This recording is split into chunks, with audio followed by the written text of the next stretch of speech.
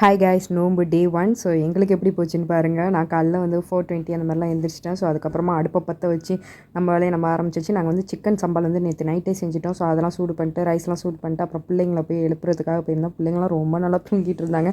ஏன்னா ஃபஸ்ட்டு நோம்பலையே, அதனால் கொஞ்சம் அப்படி இப்படின்னு தான் இருந்துச்சு. என் பெரிய பையன் பாருங்க எப்படி தூங்கி தூங்கி விழுவுறானா. அதுக்கப்புறம் அவனை கூட எழுப்பிட்டேங்க. இந்த சின்ன பையனை எழுப்புறதுக்குள்ளே நான் பட்டப்பாடு இருக்கேன். அப்பப்பா எந்திரிக்கிறதுக்குள்ளே ஒரு வழி ஆகிடுச்சு.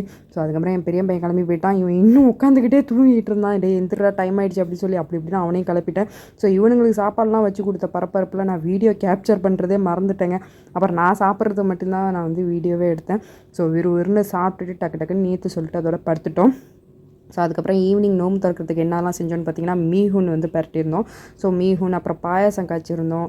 அதுக்கப்புறம் வாட்டர் மெலோன், அகர் அகர் இது எல்லாமே வந்து செஞ்சுருந்தோம். ஸோ நல்லா அல்ஹம்துலில்லாஹ் நல்லபடியாக சாப்பிட்டு நோம்பு நல்லபடியாக முடிச்சாச்சு. சரியான வெயில்னால பிள்ளைங்களாம் ரொம்பவே கஷ்டப்பட்டாங்க. ஸோ ஒரு வழியாக நோம்பு முடிச்சாச்சு. அதுக்கப்புறம் ரோஸ் மில்க், ஜம்ஜாவர்லாம் போட்டு ரோஸ் மில்க்லாம் கலக்கி வச்சுருந்தோம். இப்படி தான் எங்கள் நாள் போச்சு. டாட்டா.